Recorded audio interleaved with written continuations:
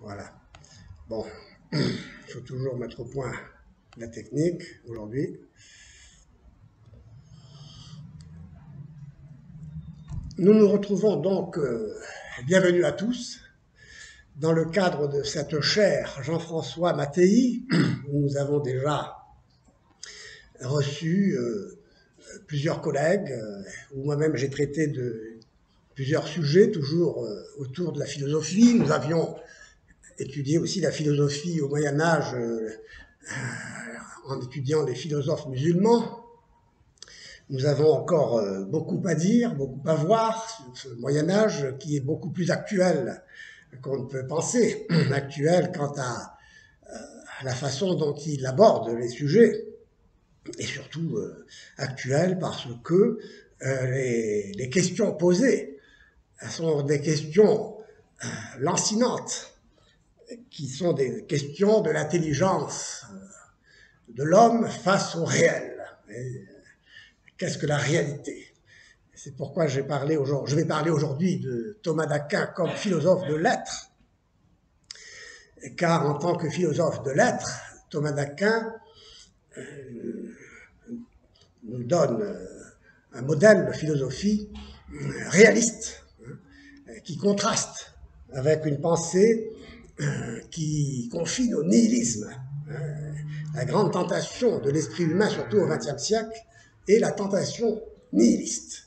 Et nous verrons comment une bonne philosophie de l'être, une philosophie réaliste, peut conjurer ce risque d'un nihilisme qui pointe à l'horizon d'une pensée qui, justement, s'est détournée de cette vraie question. Qu'est-ce que l'être?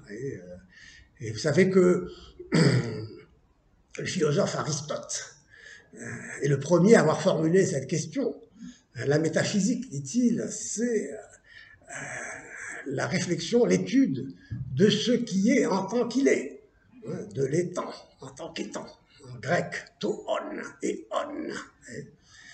Eh bien, nous allons voir comment cette question a évolué au fil des temps et comment elle se présente aujourd'hui d'ailleurs, et comment la pensée de Thomas d'Aquin que nous allons étudier se présente face à la philosophie aujourd'hui.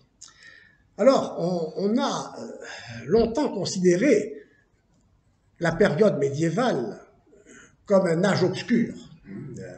On sautait allègrement de l'histoire de la philosophie grecque à la période moderne sans se soucier de l'histoire de la philosophie au Moyen-Âge.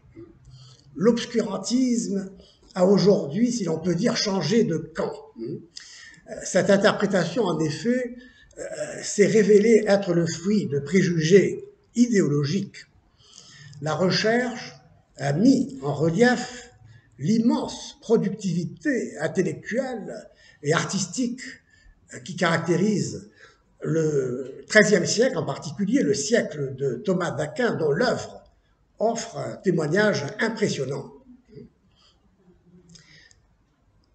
À la fin du XIXe siècle et durant la première moitié du XXe, est apparu un renouveau des études thomistes qui a donné lieu à ce qu'on appelle le néo-thomisme, illustré par l'école de Louvain.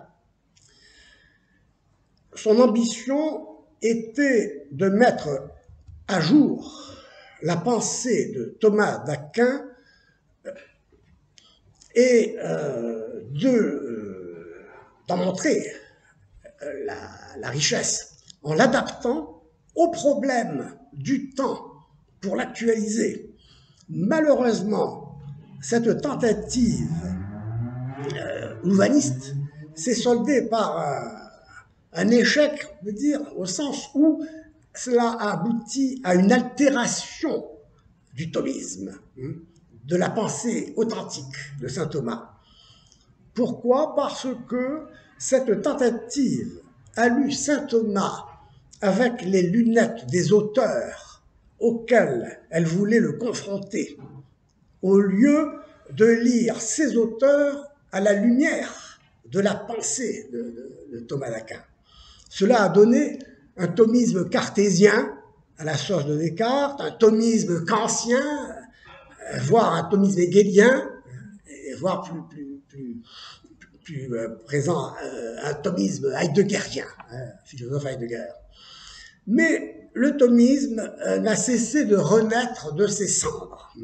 Et aujourd'hui, fort de cette expérience louvaniste, les études thomistes reprennent avec un autre état d'esprit.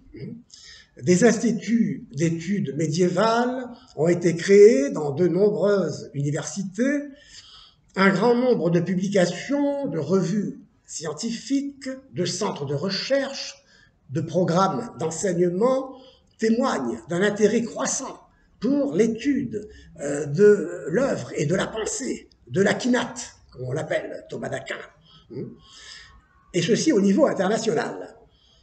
Ces écrits sont traduits du latin, désormais, et sont numérisés sur Internet, donc à la portée de tout le monde, et facilitent la recherche et l'accès à son œuvre. Cela contribue à révéler un Thomas comme un interlocuteur majeur en philosophie et en théologie. Ce regain d'intérêt pour les études thomistes a rendu évident l'actualité d'une pensée capable d'éclairer d'une lumière toujours vive nos questionnements humains sur le mystère de l'être qui nous occupe aujourd'hui. Thomas ne veut perdre aucune étincelle de la vérité. Il la poursuit dans les choses et dans les opinions et les œuvres des philosophes, des théologiens. Sa pensée se développe librement sans s'enfermer dans un système, sans partir d'une idée préconçue, d'une expérience particulière ou d'un principe posé a priori. Elle revêt pour cela une importance particulière en métaphysique donc, et en morale, en éthique, on le verra. Donc ces preuves de l'existence de Dieu, par exemple, sa doctrine sur les vertus humaines, sur la loi naturelle, se révèlent pertinentes face au nihilisme et au relativisme qui dominent notre époque. Thomas leur est étranger, et étranger tout autant qu'au subjectivisme, à cette philosophie du cogito cartésien. Il regarde la réalité en face, en toute liberté d'esprit et avec une totale honnêteté intellectuelle. La vérité, c'est simple pour lui, est l'accord de l'intelligence avec la réalité des choses. Les choses sont coordonnées à notre intellect, notre intelligence, et leur structure ne présente aucune contradiction, on le verra. Elles possèdent vérité, bonté, intelligibilité, en vertu justement de ce qu'elles sont, de l'être qu'elles reçoivent et qui fait mystère, qu'elles reçoivent comme un don. Et évidemment, cette pensée repose sur cette question que nous retrouverons, comment se fait-il qu'il y ait quelque chose et non pas rien? C'est la question philosophique par excellence, et même je dirais humaine. Aujourd'hui, on a tendance à se poser la question combien ça pèse, combien ça mesure, combien ça coûte. Mais la véritable question, c'est comment se fait-il qu'il y ait quelque chose et non pas rien? Alors, qui est Thomas d'Aquin? Brossons un rapide portrait de lui. Il est né en 1225, ou peut-être en 26, peu importe ici, au château de Roccasecca, château familial, près d'Aquino, dans la partie péninsulaire du royaume de Sicile. Et il a commencé très tôt à suivre l'enseignement primaire et secondaire à l'abbaye du Mont Cassin. En 1239, il a 15 ans. Il se rend à l'université de Naples, où on l'a envoyé parce qu'il y avait des problèmes politiques qui mettaient en délicatesse l'abbaye du Mont Cassin avec l'empereur Frédéric II. Mais justement, donc Thomas d'Aquin se rend à l'université de Naples, qui était placée sous l'autorité de l'empereur Frédéric II, où s'ouvrait tout l'éventail des études supérieures, le trivium, le quadrivium, et le jeune Thomas a étudié la philosophie, la logique, la rhétorique, les sciences naturelles. Il a lu les œuvres de Cicéron, de Boès. Il a appris à penser, à écrire, à se perfectionner même en poésie. Donc très tôt, une formation de base très complète.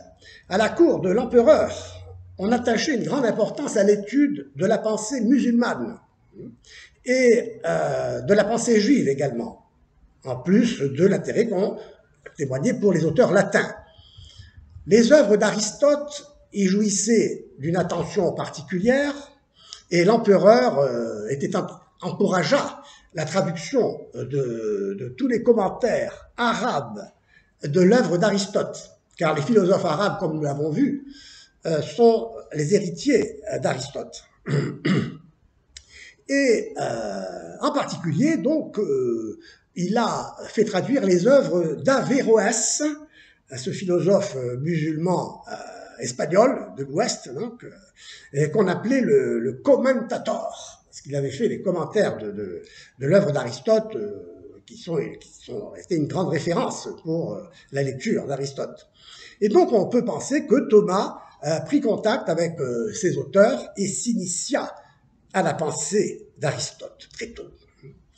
Donc c'est à Naples, en 1242, probablement, qu'il entra dans l'ordre des frères prêcheurs, fondé par saint Dominique 29 ans plus tôt, et qui avait, donc c'était un jeune ordre, et qui avait pour fin principale l'étude et la prédication, qui n'était pas faite pour déplaire au jeune Thomas. Sa première formation achevée, Thomas se rendit à Paris en 1246, où enseignait Albert de Cologne, appelé Albert le Grand. Et en chemin, il voulait se rendre à Paris pour étudier avec Albert, il fut enlevé par son frère sur une décision de sa mère, avec l'intention de le rendre à sa mère, qui avait pour lui un projet plus ambitieux et plus favorable à la réputation de la famille que celle de frères prêcheurs. Et ainsi, et même donc afin de le détourner de sa vocation. Anecdote, son frère introduisit lors d'une nuit passée au château de Monte San Giovanni une prostituée dans sa chambre. Mais, homme de foi et de caractère, fidèle à l'appel, il a résisté. Il chassa la prostituée en la repoussant avec un tison tiré du feu de la cheminée. Et il resta donc confiné, emprisonné pendant 1 an dans le château de la famille. Mais pendant cette année de retraite forcée, il a mis son temps à profit. Il a lu, il a étudié et il a appris la Sainte Écriture pratiquement par cœur. Il faut dire qu'il avait une mémoire inimaginable, une capacité intellectuelle, de mémoire. Par exemple, il était capable de dicter trois textes à la fois à trois secrétaires différents. Il paraît que seuls Jules César et Napoléon en étaient capables. Donc, c'est dire déjà à quel personnage nous avons affaire humainement. Donc, alors, sa famille, voyant que Thomas persévérait dans son dessein, de guerre lasse, le laissa partir. Et il put enfin se rendre à Cologne en 1248, au centre d'études ouvert par Albert le Grand, qui est à l'origine de la future université à Cologne.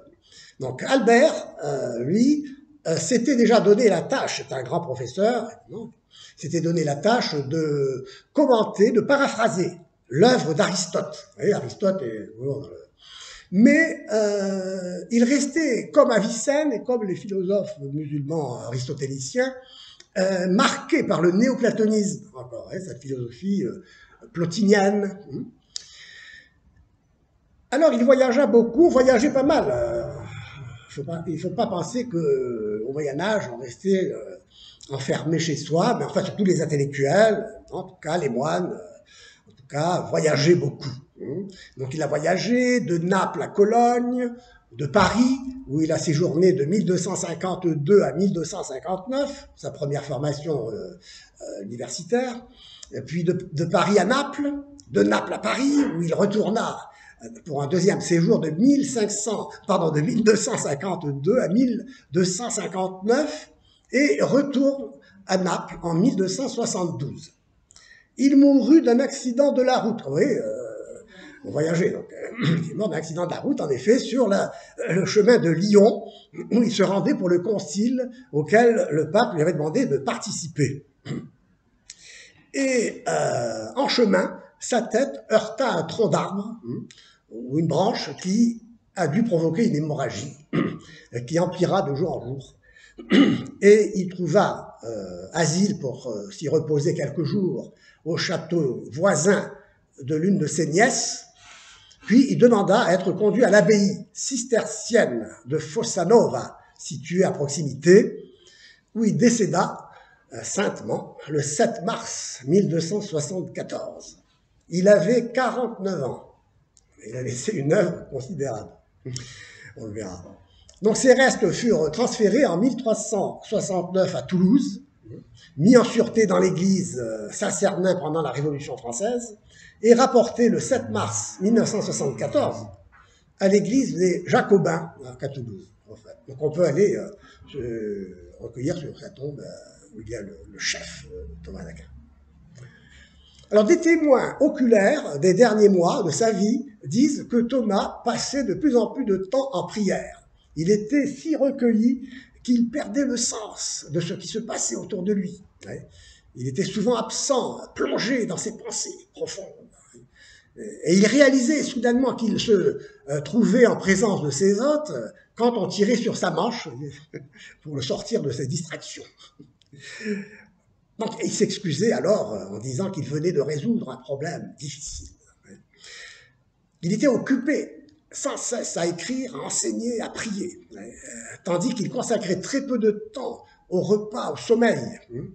On comprend qu'il est fini épuisé après des années d'efforts quasi surhumains, mais qui l'ont conduit à la cime de la contemplation, la cime de méditation métaphysique et théologique. Et lors de la messe du 6 décembre 1273, il s'effondra physiquement. On pourrait dire donc qu'il s'effondra pendant la messe en Dieu, pourrait-on dire, même s'il mourra un an plus tard. En effet, à partir de ce moment, il ne se sentit plus en mesure d'écrire, de dicter ou d'enseigner. Lorsque son fidèle secrétaire Réginald Piperno l'encouragea à achever ses différents travaux en cours, et parmi ces travaux en cours, je ne citerai que la Somme contre les gentils et la Somme de théologie, qui sont des œuvres extrêmement importantes, mais parmi un nombre considérable d'autres œuvres que je ne mentionne pas ici pour faire bref.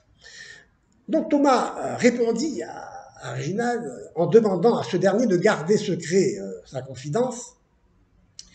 Il lui dit ceci: « Après ce qui m'a été révélé maintenant, tout ce que j'ai écrit jusqu'ici m'apparaît comme de la paille. » Je ne sais pas si aujourd'hui un journaliste qui a écrit 10 pages considérerait son œuvre comme de la paille. Eh bien voilà, cela ne voulait pas dire évidemment qu'il considérait son œuvre comme étant sans valeur et évidemment signifiait encore moins une remise en question, tout cela. Mais on comprend pourquoi l'inachèvement donc volontaire de son œuvre vient de ce qui lui fut permis de saisir en un instant la profondeur du mystère de l'être, mystère de Dieu, qu'aucune parole humaine ne peut exprimer. Ouais, c'est ça son expérience. Alors, bon, après ce croquis, j'allais dire, rapide, sa vie de l'homme, son œuvre. Citer la Somme contre les gentils, la Somme de théologie. Son œuvre a connu, l'entièreté de son œuvre, une immense postérité. Mais paradoxalement, elle est restée méconnue et mal reçue, non comprise en quelque sorte. En effet, dès la mort de son auteur, cette œuvre a été recouverte d'interprétations qui ont obscurci sa pensée profonde sur l'être. Cette pensée s'est élaborée dans un contexte intellectuel et moral spécifique, en contact permanent avec des philosophes, des auteurs majeurs, qui se trouvaient à la croisée du platonisme et de l'aristotélisme. Et plus précisément, je l'ai évoqué, du néoplatonisme, hérité donc de Proclus et du pseudo-Denis l'Aréopagite, j'en ai parlé la dernière fois, et de l'aristotélisme médiéval, des philosophes musulmans, j'ai déjà cité Avicenne, Averroès, des philosophes juifs, Moïse Maïmonide, Salomon Ibn Gabirol ou dit Avicebron, et en dialogue avec tous ces auteurs, la philosophie de l'être de Thomas a atteint le cœur et le sommet de la pensée, parce qu'il se trouvait au cœur de tous les plus grands penseurs. Au XXe siècle, vous voyez, on ne fait pas du Moyen-Âge, il faut rester au Moyen-Âge, hein, mais pour voir dans quelle mesure, justement, les philosophes, leurs œuvres s'éclairent les unes les autres. Eh bien, au XXe siècle, le philosophe Martin Heidegger a remis en selle la question de l'être, qui avait été oubliée. D'ailleurs, il dénonce ce qu'il appelle l'oubli de l'être. Et en pointant cet oubli, il visait la métaphysique moderne de la subjectivité, du cogito, quoi, le cogito cartésien, je pense donc je suis. L'être qui dépend de la pensée et qui n'est pas considéré en tant qu'être, mais en tant que pensée, en tant qu'intelligé, non pas en tant qu'être. Et donc il visait cette métaphysique qui réduit la réalité, l'être, à sa représentation, au concept, ou dans la langue de Thomas, à son essence. L'essence, c'est ce qui permet de dire ce qu'une chose est, de la définir. Une œuvre du peintre Magritte que j'ai déjà citée, que j'aime bien citer, parce qu'elle illustre bien notre propos, illustre justement ce que je viens de dire, à savoir qu'il reproduit une pipe, il représente une belle pipe, vous voyez, sur sa toile, et il éprouve le besoin d'écrire sous cette pipe une légende, « Ceci n'est pas une pipe ». En effet, c'est la représentation de la pipe, ce n'est pas la pipe réelle. De même, saint Thomas va donner, lui, un autre exemple. Je sais ce que c'est qu'un phénix ou une chimère. Une chimère, je sais, je vais la définir. Tiens, ben voilà, une chimère, c'est un monstre à tête de lion et queue de dragon qui crache des flammes. Donc voilà, je sais ce que c'est. Eh bien, cependant, la chimère n'existe pas. Ce monstre n'existe pas. Je peux définir les choses, mais il faut que ce dont je parle réponde à ce qui est réellement. L'être est donc distinct de l'essence. Il faut distinguer la réalité, ce qui est, disons, et l'être de ce qui est. C'est ce qu'on veut dire. Il faudra retenir un peu ces expressions qui ont un sens technique, mais qui nous aideront ça nous aidera à comprendre ce que nous disons. Donc la métaphysique moderne, depuis Descartes, le cogito ergo sum, c'est une métaphysique de la représentation, du sujet pensant, qui réduit ce qui est à un objet construit par l'intelligence. Et donc on ne fait pas de distinction entre l'être et l'essence, entre ce qui est et l'être de ce qui est. Elle ramène tout ce qui est à la seule essence, à la seule représentation. Je parle d'une pipe, ça me suffit. Il n'est pas nécessaire que j'exhibe la réalité de la pipe. Voilà, je peux parler de quelque chose dont je ne sais pas si cela est ou pas. Eh bien, on verra que cela va soulever des problèmes. Car tout cela, toute cette philosophie n'est pas toute la philosophie.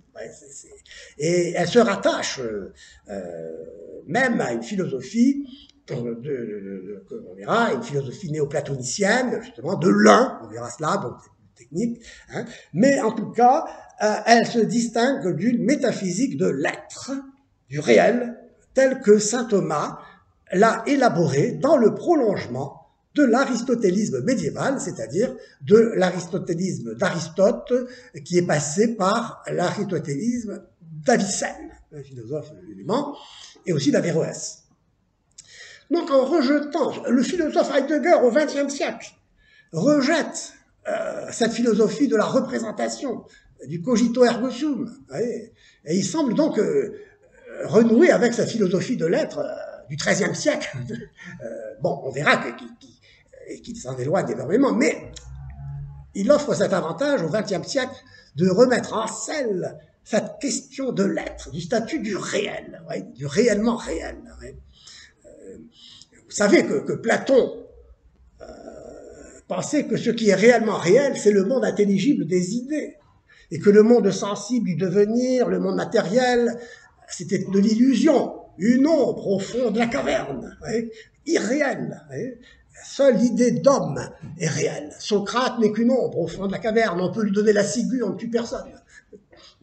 C'est pourquoi la notion, c'est pourquoi Aristote dira, non, ce qui existe réellement, c'est l'individu, Socrate, ce n'est pas l'idée d'homme. Et donc les conséquences sont importantes.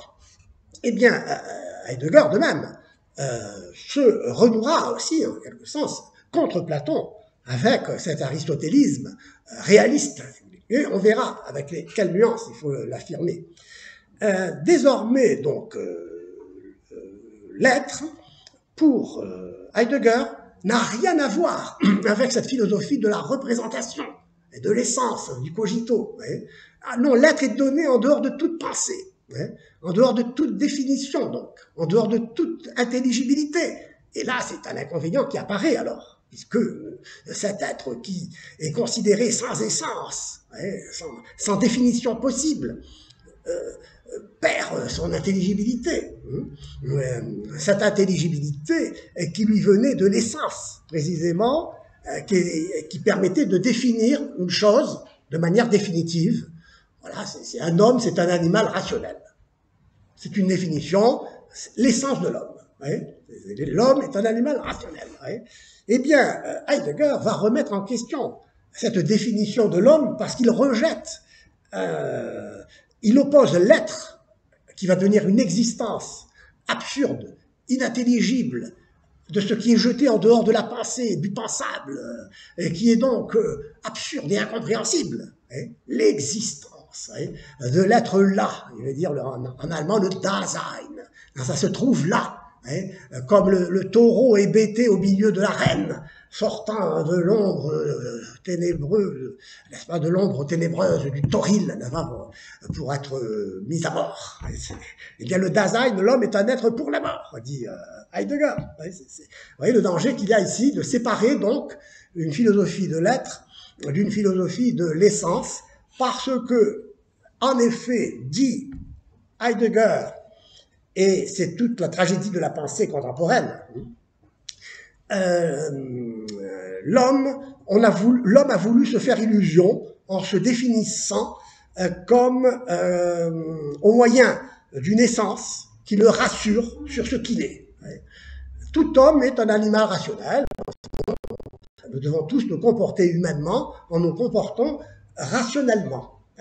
Ah, mais si je dis qu'il n'y a plus de définition possible de l'homme, l'homme n'est plus un animal rationnel, bon, ben, il sera un être là, jeté dans le monde, sans signification, voire, si ce n'est plus un animal rationnel, ce sera peut-être un animal tout court. Il pourra même d'ailleurs se retrouver à égalité avec les autres animaux concernant les droits des animaux. Aujourd'hui, on parle beaucoup des droits des animaux, au nom des droits du fait que justement, il n'y a plus de différence entre un animal et un homme, puisque l'homme ne se définit plus comme un animal rationnel. Puisqu'il n'y a plus de définition. C'est intéressant tout cela. Et en même temps tragique. Parce que, de cette façon, l'homme prend pour Heidegger conscience de sa finitude. En se voyant face à la mort, il y va de son être. Donc, Heidegger désillusionne l'homme, n'est-ce pas, et ses rêves d'immortalité sont dissipés, et sa réalité elle-même arrachée à toute signification. Il n'est plus rassuré sur ce qu'il est. Et vous sentez bien que les conséquences de cette pensée, aujourd'hui, sont visibles et sensibles et existentielles.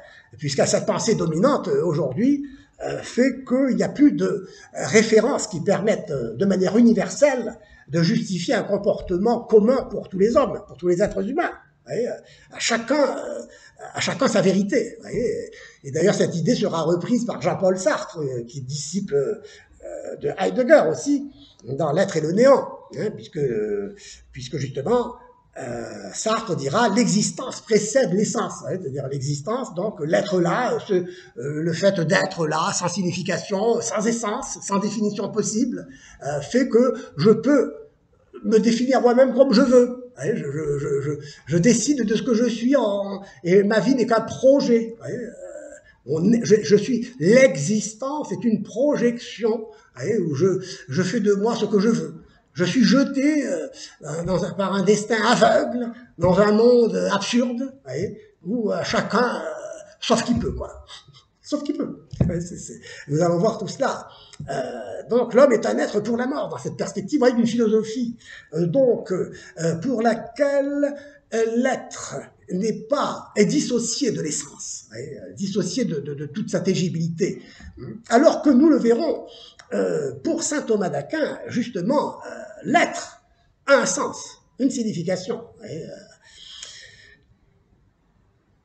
Donc la pensée de Heidegger, cette pensée tragique, rejoint d'ailleurs, dans un certain sens, le néoplatonisme, vous voyez, cette philosophie pour laquelle le monde n'est qu'une dégradation dans le multiple. Vous voyez, pourquoi? Parce que le principe, c'est l'unité abstraite de l'un. Vous savez que l'un, c'est le dieu des religions asiatiques, et c'est aussi le dieu de l'islam, le dieu un. Et cette unité abstraite, qui n'est pas l'unité de l'être, mais l'unité de rien, c'est une unité vide. Et donc, en dehors et cette unité se définit uniquement comme indivisibilité. Donc, si je dis que l'un est vraiment le commencement de tout, je veux dire, il ne faut pas sortir de l'un parce que l'un est immuable. L'un est divinisé, en ce sens, au sens où, disons, tout doit être un. Mais cette unité de l'un qui est l'unité de rien et qui n'est pas l'unité de l'être, est un pur néant. Et donc, cet un, n'est-ce pas, va donner lieu à une mystique nihiliste. Une mystique nihiliste qui va se développer aussi à la fin du Moyen-Âge chez un penseur que j'ai déjà cité, que j'ai étudié, sur lequel nous reviendrons, et qui est Maître Eckhart. Maître Eckhart, la mystique spéculative de Maître Eckhart est nihiliste, parce que pour Maître Eckhart, Dieu, la déité, ce n'est pas l'être, mais c'est l'un, l'unité. C'est bon. Il renoue avec ça, c'est toujours la tentation du platonisme et du néoplatonisme. Le l'un, alors que pour la Bible, Dieu n'est pas l'un, mais celui qui est l'être. Sum qui sum, dit Dieu à Moïse, dans l'Exode 3.14, le fameux passage. Je suis celui qui est. Donc Dieu n'est pas l'un, mais l'être pour Thomas d'Aquin. Et donc, voyez-vous, en dehors d'une philosophie de l'être, pour laquelle, non pas l'être, mais l'un est le principe de toute chose, eh bien, tout ce qui vient s'ajouter à l'un est de trop. Comme le Roquentin, vous savez, de la nausée de Sartre, qui se voyait là avec cette branche d'arbre, c'était de trop pour l'éternité. L'existence est de trop pour la pureté de l'un qui est...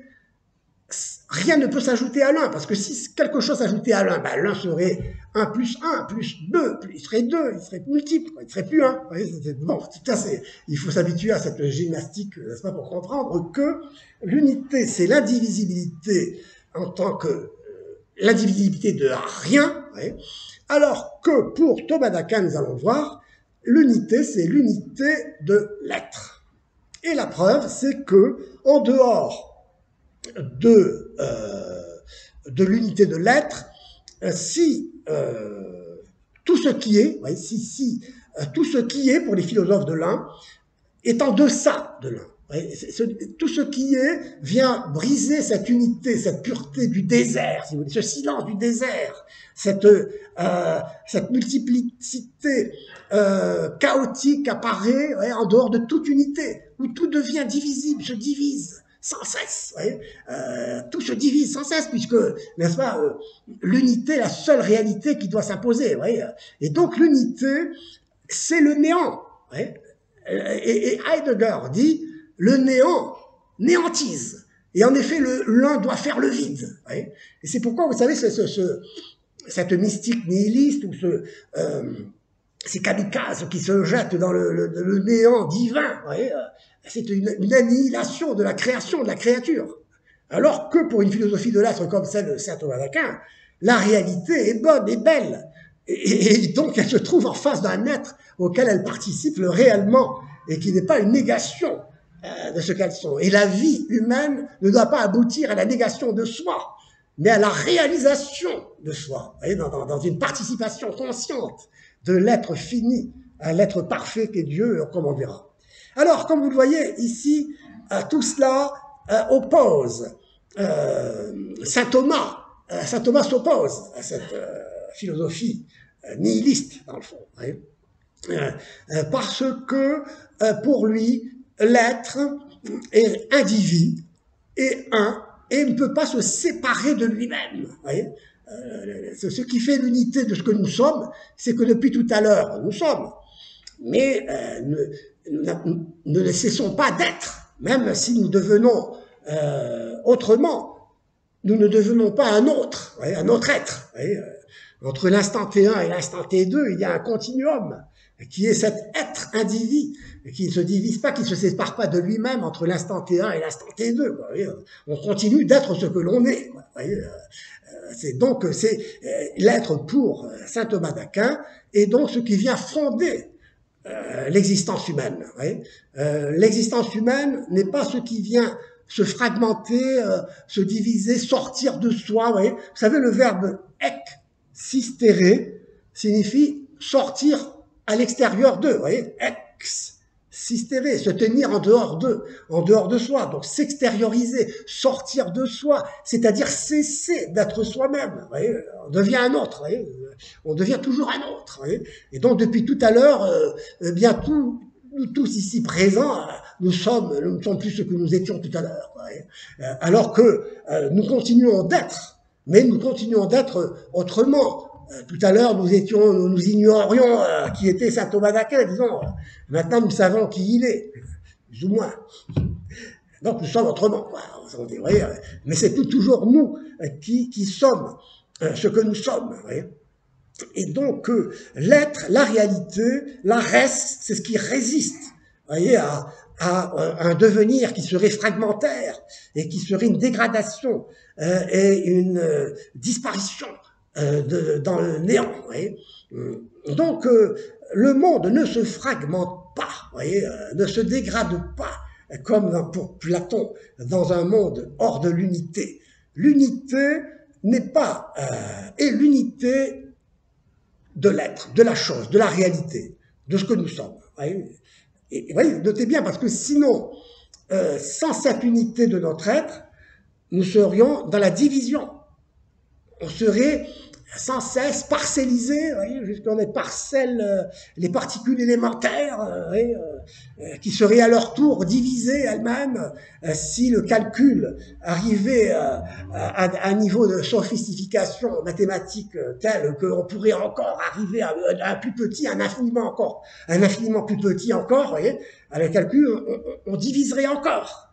Mais il ne s'agit pas ici mais il ne s'agit pas d'un savoir philosophique, d'un savoir véritable. Il s'agit ici du savoir scientifique, qui est un savoir du calculateur, mathématique, qui divise, qui multiplie, qui quantifie, qui réduit ce qui est à la mesure, au mesurable, au quantifiable. Et donc, la réalité ne résiste pas à la mesure qui divise sans cesse, et qui multiplie en divisant. Donc, tout nous échappe. Et la personne humaine cesse même d'être une perseuna, une personne. C'est une unité. Une unité qui fait qu'elle est digne de respect, d'intérêt, d'attention, de soin. Parce que elle ne peut pas disparaître. Elle doit être, il faut respecter ce qu'elle est. Et donc, vous voyez les conséquences pratiques de la spéculation, aussi abstraite soit-elle, les conséquences sont très concrètes. Et il faut penser que la philosophie, en tout cas une philosophie réaliste, comme celle de saint Thomas d'Aquin, est au service de l'existence humaine, de la vie, du sens de la vie. Donc, la division se heurte à la résistance de la res. La res, vous savez, en latin, ça veut dire chose. La res résiste, la réalité de l'être est indivise, et à un certain moment, eh bien, je ne peux plus diviser. Et c'est pourquoi Aristote disait, n'est-ce pas, ananke stenai, il faut s'arrêter. Il faut s'arrêter à un certain moment dans la division.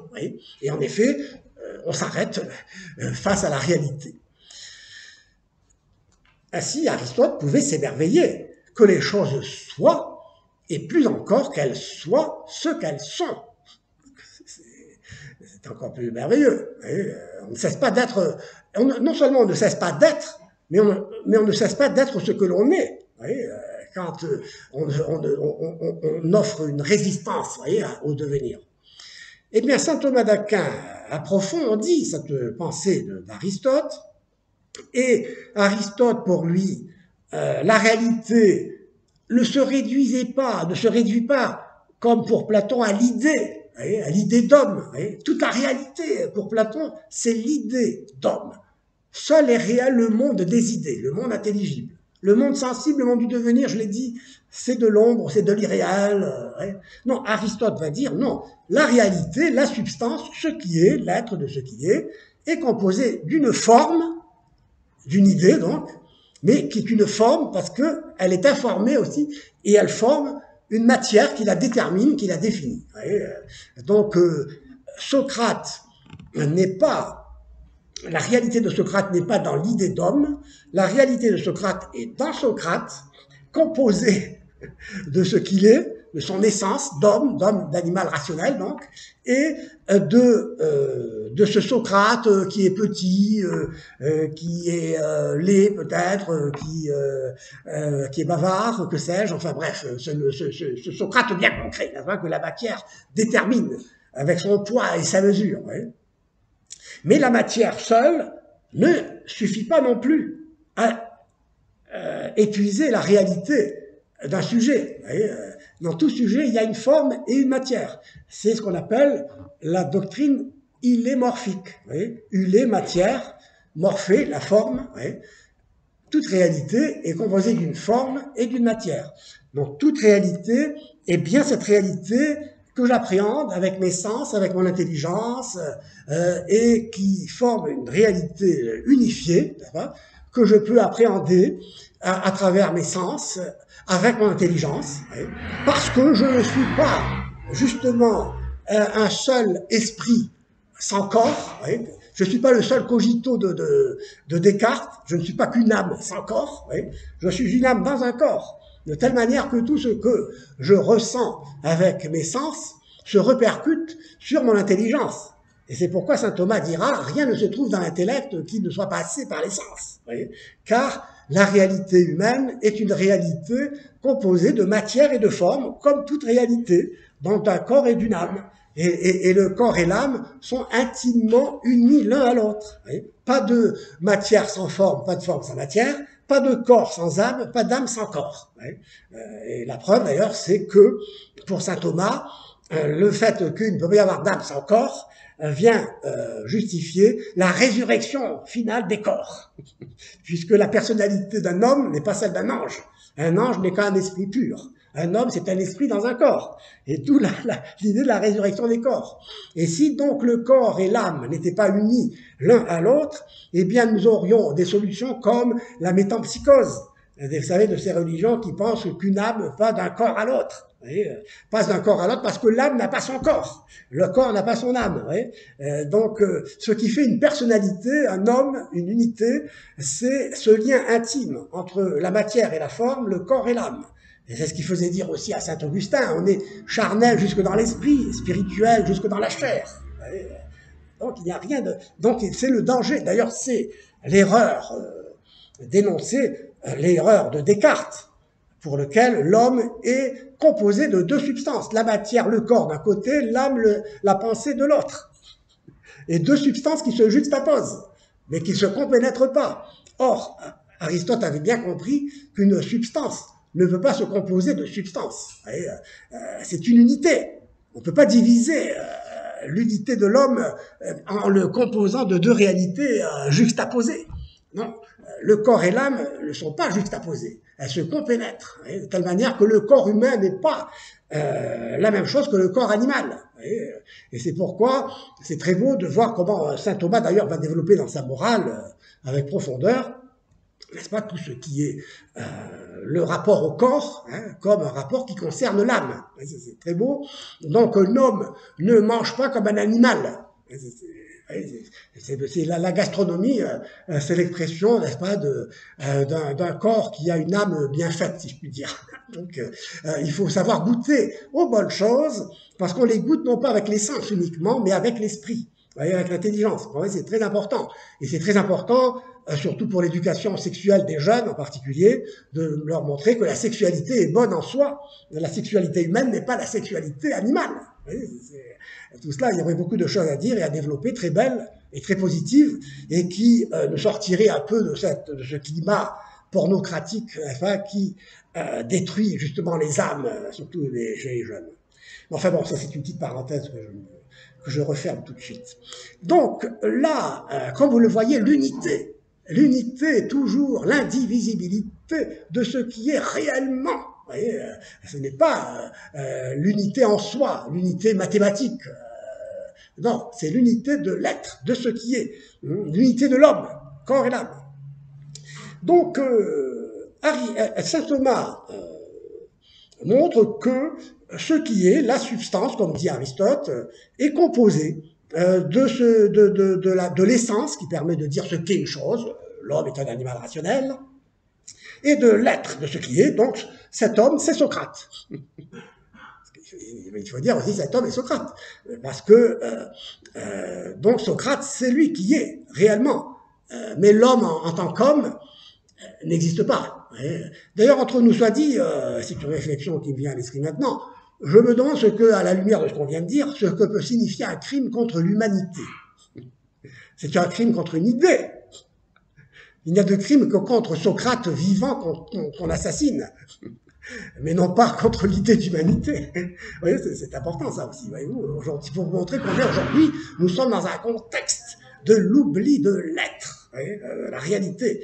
Nous sommes dans un monde tenté par le nihilisme, parce que soumis à cette division, à cette séparation, voyez, qui détruit finalement le réel. Voyez, parce que le réel ne peut être que cette résistance à la division, voyez, à la séparation. C'est très beau. Donc, l'origine de toute chose, nous dit saint Thomas, n'est pas cet un impersonnel, divinisé par certaines religions, mais l'être qui se révèle dans la Bible comme celui qui est, et dont l'essence est être. Et cet être dont l'essence est d'être est distinct de toutes les créatures, de tous les autres êtres, dont l'essence n'est pas d'être, au sens où, comme on l'a vu, une licorne peut ne pas être. En fait, n'est pas. Si on peut concevoir une essence, comme on l'a dit, si on peut définir un être, on peut définir l'homme, mais indépendamment de l'existence de Socrate, parce que il n'est pas de l'essence de Socrate d'être Socrate, quoi. C'est ça. Il n'est pas de l'essence de Socrate d'être Socrate, voilà. Son essence est d'être un homme, mais son essence n'est pas d'être cet homme-ci, Socrate, qui existe réellement. Bon, tout ça, alors que l'essence de Dieu est d'être Dieu. et l'être. Bon, ça c'est profond, évidemment. Il suffit de bien enregistrer ici cette distinction qu'il y a entre l'être de Dieu, en tant que son essence est d'être, et l'être de la créature, dont l'essence n'est pas nécessairement d'être. La preuve, c'est qu'elle peut ne pas être, elle n'a pas toujours été, hein, et que, apparemment, la mort nous réserve une surprise sur notre immortalité, parce que l'être de l'homme, n'est-ce pas, est offert et donné dans des conditions spécifiées par le Créateur, hein, qui a défini que il y aurait pour l'homme une âme immortelle, hein, et une âme immortelle d'ailleurs, vous savez bien que même Platon avait réfléchi sur l'immortalité de l'âme dans son magnifique dialogue, le Phédon, hein, Socrate condamné à mort, entouré de ses amis chers, qui le pleurent parce qu'il a ciguë à la main, il va prendre la ciguë et mourir tout de suite. Et donc Socrate lui-même, la ciguë à la main, la coupe à la main, remplie de ciguë qu'il va prendre, les console en leur disant, n'est-ce pas, que l'âme est immortelle. Bon, c'est très beau. Ce qui prouve que, disons, n'est-ce pas, donc la raison humaine, déjà par ses seuls efforts, peut arriver à des vérités qui sont des vérités qui ont été aussi révélées. Donc, l'origine de tout ce qui est un être qui est sans origine, qui n'a jamais commencé d'être, celui dont l'essence est d'être. Dieu est l'être dont toute la nature est d'être, totalement cet acte d'être. Il n'est rien qui puisse être. Il n'est pas en puissance d'être autre chose. Socrate est en puissance de devenir musicien, est en puissance de devenir un cadavre aussi. Mais Dieu est en puissance de rien. Il est tout ce qu'il est, en acte. Bon, tout ça, c'est tout ça revêt, je reprends sur une doctrine qui est la pensée d'Aristote, qui distingue dans l'être l'acte et la puissance. Bien. Alors il n'est pas, donc Dieu n'est pas ce qu'il peut être, il est tout ce qu'il est, et comme rien ne vient le compléter. Voyez, il est la perfection de toutes les perfections. Voyez, en Dieu, dit Thomas d'Aquin, en Dieu l'essence n'est autre que son être. Voyez. In Deo non est adiud essentia vel qualitas, quam sum esse. Un peu de latin, ça fait pas de mal. Bon, cette proposition est une révolution dans l'histoire de la philosophie. Cette pensée est unique. Malheureusement, elle a été vite, comme je l'ai dit, recouverte, mais elle doit être redécouverte. Et donc la philosophie de l'être de saint Thomas apparaît comme une pensée nouvelle et réaliste. Et c'est pourquoi il se complaît à voir qu'elle rejoint la révélation du nom de Dieu faite à Moïse. Je suis celui qui est. Dieu n'est donc pas l'un des néoplatoniciens, c'est un impersonnel. Il est l'être en personne qui a créé en personne Moïse et Socrate. Il est l'ipsum esse subsistens per se, l'être nécessaire, infiniment parfait, immuable, qui a créé librement le monde en personne. Voyez, ça veut dire que le monde est créé. Et ça, c'était une pensée que les anciens n'avaient pas. Le monde est créé, et comme les philosophes, l'intelligence humaine comprend un principe universel et toujours valable, à savoir que de rien, rien ne peut sortir. Et c'est parce que donc les philosophes ont compris que de rien, rien ne peut sortir, et comme ils n'avaient pas la notion de création ex nihilo, ils en déduisaient que le monde est éternel. Puisque le monde existe, comment se fait-il? Le monde existe. C'est pas possible qu'il n'y ait eu au début, qu'il n'y ait rien au début. Et c'est pourquoi donc la création, la philosophie de l'être, et c'est pourquoi le platonisme, le néoplatonisme, développera une idée selon laquelle le monde est une dégradation en dehors de l'un. L'un, c'est l'un qui se dégrade, si on peut dire, s'affaisse sur lui-même et s'efface dans la multiplicité dégradante des êtres qui se divisent, se multiplient en disparaissant. Et donc le monde, c'est cela, quoi. Et le monde, c'est ce qui disparaît et réapparaît selon un rythme qui est le rythme de l'éternel retour de toute chose.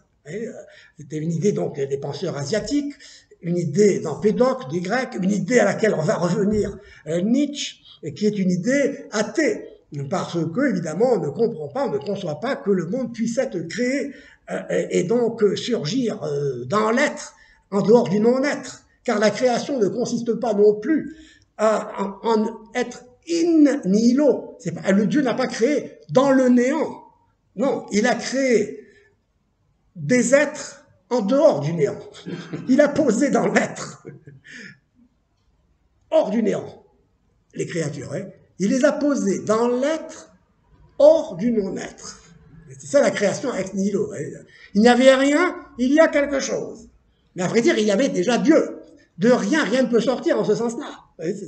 Bon, tout ça, c'était très important. Donc la création est bonne dans cette perspective d'un Dieu qui est un être tout-puissant, qui peut créer en personne des êtres qu'il fait participer à son être, en les posant dans l'être. Et donc, cela veut dire que la création n'est pas le mal. Comme pour les manichéens, par exemple, pour les néoplatoniciens, vous savez que le monde est mauvais.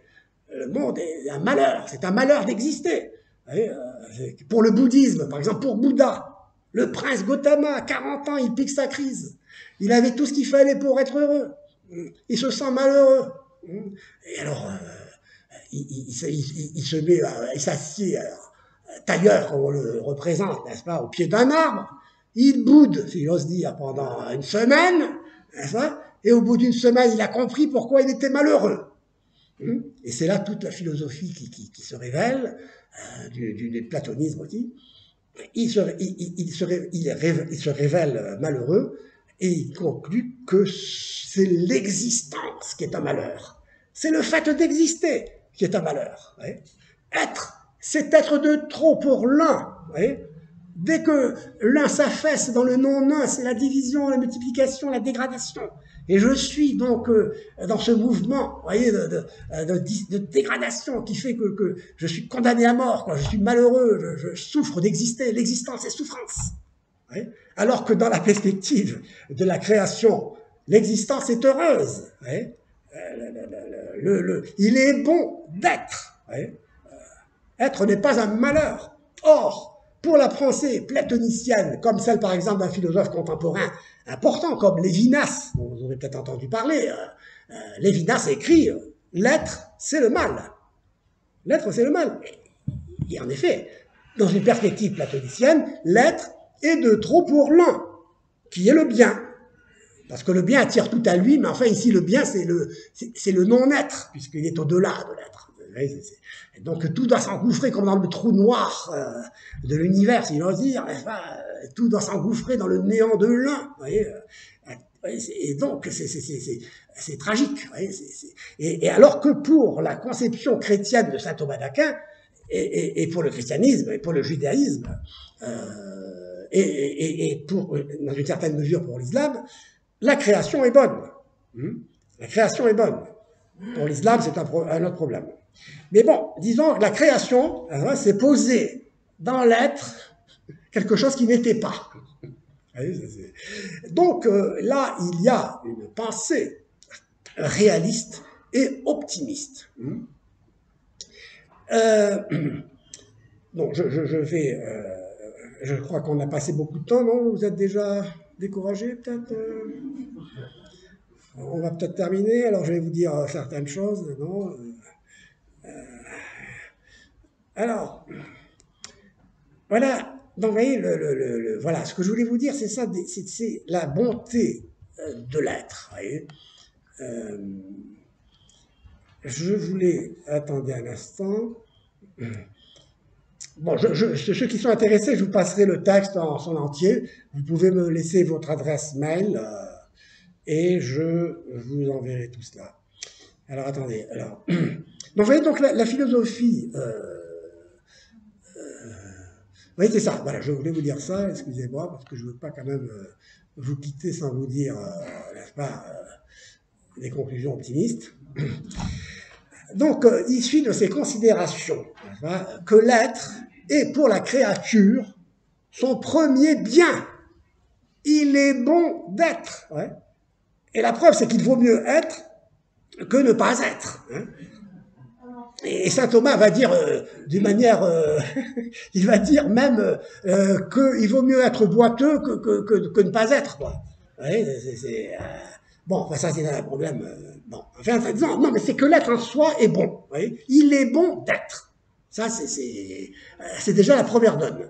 Et puis, après, bon, moralement, le problème du mal n'est pas un problème. Le mal est un problème moral, plus que ontologique, si vous voulez. Ouais, c'est ça le problème. Alors, si le bien était au-delà de l'être, il ne serait pas, voyez, et donc rien ne serait bon, voyez, rien ne serait bon s'il y avait une séparation entre le bien et l'être. Le bien et l'être convertuntur, dit saint Thomas, sont convertibles. Voyez, ce qui est bon et ce qui est bon. Tout ce qui est bon du fait qu'il est. Voyez. Et je cite, pour toute chose, c'est la même chose. Être bon. Idem est unique rei esse et bonum esse. Donc l'être créé est un bien, mais c'est un bien fini et contingent. Seul l'être infini et subsistant par soi est le bien souverain qui attire tout à lui. Et le bien n'est un bien que dans la visée de ce bien. Le bien fini qui rend l'homme heureux lui donne un avant-goût d'un bonheur infini dans la possession d'un bien, du bien fini qui est Dieu. Donc l'être reçu de la créature finie est une bonne œuvre. L'œuvre créatrice de l'être subsistant par soi, qui est le bien souverain. Tel est le sens de la création, donc ex nihilo. Elle n'est pas, comme je disais, in nihilo, dans le néant.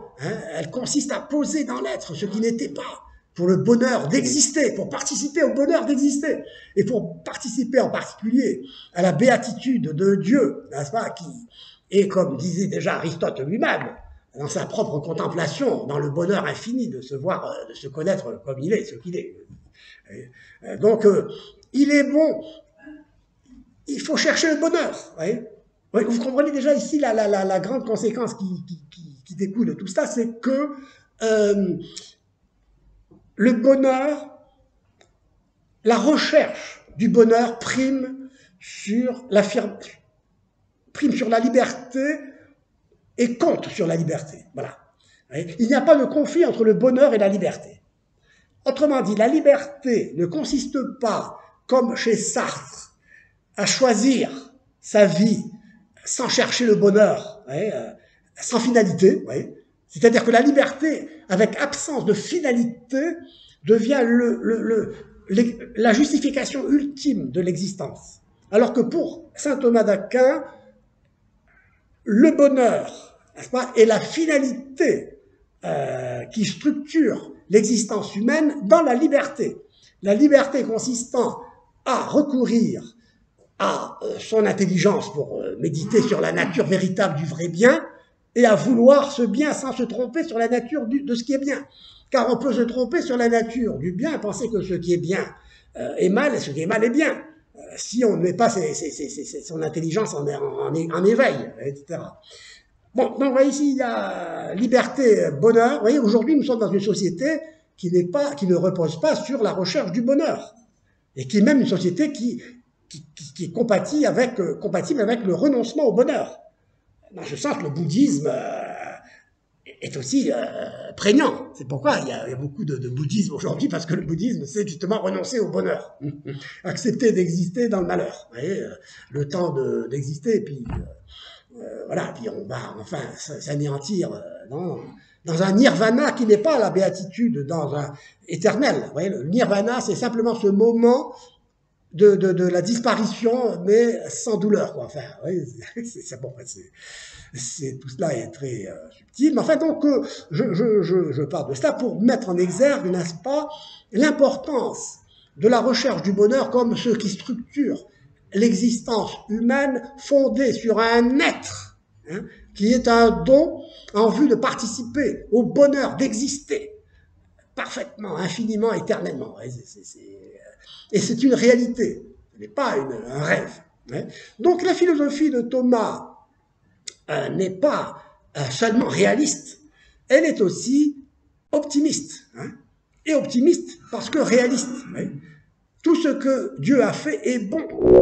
En les créant, il offre aux créatures un être et une activité qui leur sont propres, en vue d'accéder librement à leur fin, qui est le bonheur, dans le bien possédé autant que le bien nous possède. C'est très beau. Donc la liberté est inscrite dans la nature même de l'être créé. L'homme est donc libre d'agir selon son être en vue de s'unir au bien suprême qu'est Dieu. Cette doctrine répond à la question soulevée parfois comme une objection par ceux qui l'ignorent, et que par exemple Camus formule dans le mythe de Sisyphe. Si Dieu est tout-puissant, dit-il, la créature n'est pas libre. Et si la créature est libre, Dieu n'est pas tout-puissant. Pourquoi cette question est sophistique? Parce qu'elle a sa réponse dans le fait que la liberté est créée et qu'elle est exercée par la créature. Le créateur n'agit pas à la place de la créature. C'est ça ce qui est intéressant. Donc chacun est libre et responsable de ses actes. Donc, on ne peut pas accuser Dieu de mes exactions personnelles. C'est moi qui suis libre d'agir. Donc tout ça est très profond et il faudrait évidemment aller plus loin dans l'analyse. Cette vision donc, est aussi éloignée de l'atomisme antique, auquel tout est soumis au hasard et à la nécessité. Pour les atomistes grecs, Démocrite, Épicure, tout est soumis à la nécessité. Ou alors pour Averroès, seul un intellect commun pense pour tout le monde et à la place de tout le monde. Même Aristote, pour Aristote, le premier moteur immobile, qui définit Dieu pour lui, ne connaît pas le monde. Il reste indifférent aux êtres. Et puis aussi, il y a le matérialisme d'Avis Hébron, qu'on a rencontré tout à l'heure, le philosophe juif qui est matérialiste, qui réduit l'être humain à ses globules.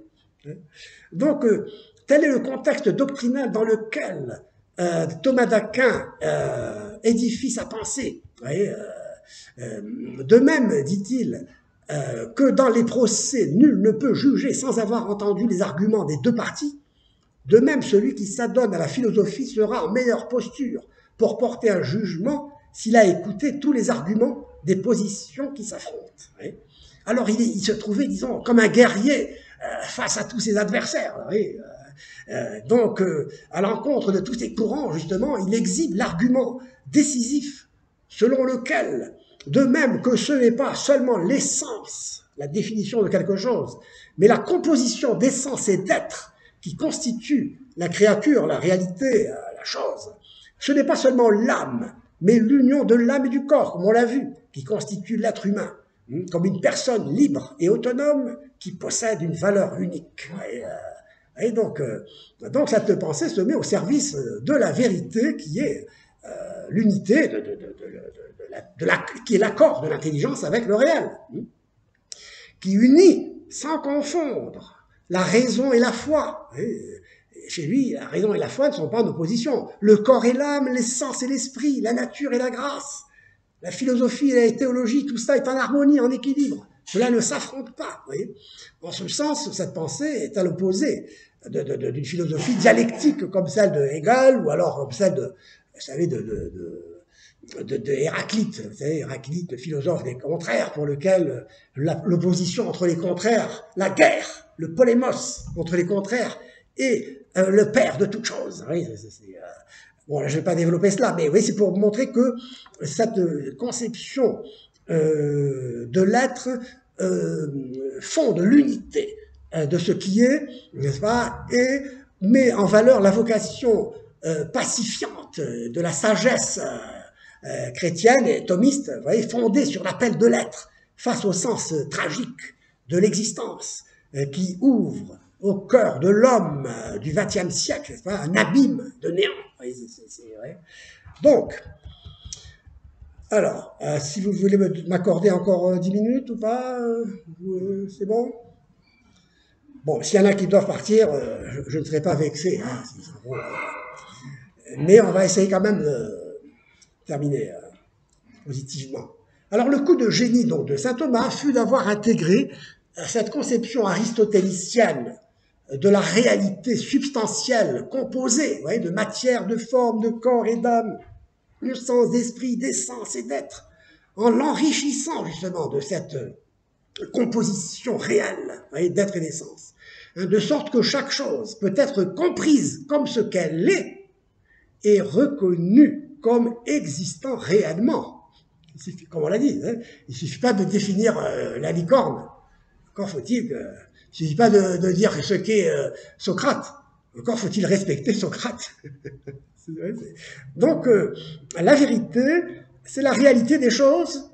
Pour Platon, elle était dans le monde intelligible des idées, comme j'ai dit, hein, avec cet inconvénient majeur que les choses du monde sensible donc sont irréelles. Socrate peut disparaître, il n'est qu'une ombre dans la nuit de la caverne, sa réalité dans l'humanité. Aristote corrigera Platon et dira donc que l'idée, comme je l'ai dit, donc n'est pas dans le monde intelligible, mais dans la réalité, dans l'individu. Bon, je résume. Saint Thomas, lui, dit, n'est-ce pas, que les choses ne sont pas composées seulement de matière et de forme, mais plus profondément encore d'essence et d'être. L'être, ce qu'il y a de plus profond en elle, étant le fondement de ce qui les pose en dehors du non-être, qui les maintient dans l'unité, alors que dans une conception platonicienne, heideggerienne, de philosophe qui existe dans le monde, jeté dans le monde, se vidant de lui-même, n'est-ce pas, et reposant dans le vide, n'est-ce pas, comme étant sur un fond sans fond, vous voyez, où s'ouvre dans son être un fond sans fond, vous voyez, un abîme, vous voyez, où chaque instant, n'est-ce pas, n'est pas dans la série des instants qui se succèdent et qui s'unifient dans une réalité bon, qui ne se dégrade pas, ne se dissocie pas au fil du temps, mais qui, à chaque instant, pour Heidegger, s'ouvre un abîme de néant. C'est une ouverture. Je m'évanouis, je réapparais, je disparais en réapparaissant, j'apparais en disparaissant. C'est comme le feu d'Héraclite. Le feu d'Héraclite, c'est un feu qui était en train de s'éteindre et qui, au moment où il allait s'éteindre, se rallume. Et c'est toujours l'éternel recommencement de toute chose. Seulement que pour Heidegger, il n'y a pas de retour final dans l'unité de l'un, fut-il divinisé.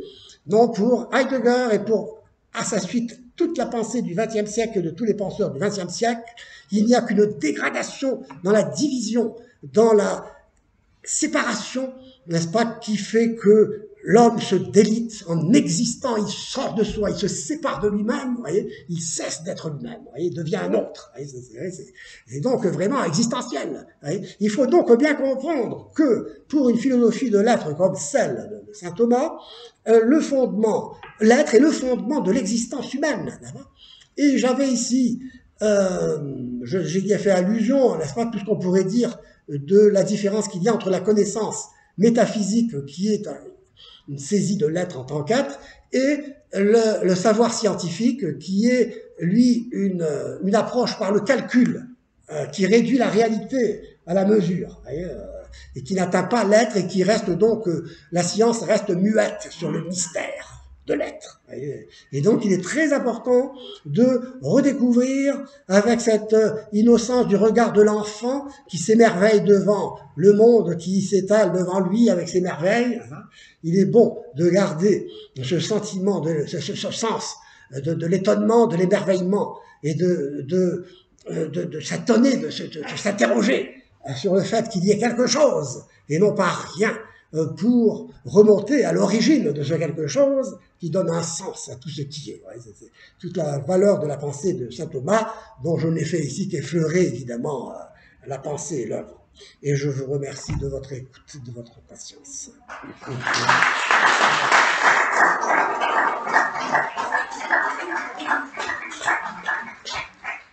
Voilà, alors si vous avez des questions, je peux essayer de répondre. Sinon, l'heure étant avancée, vous pouvez vous retirer évidemment tranquillement.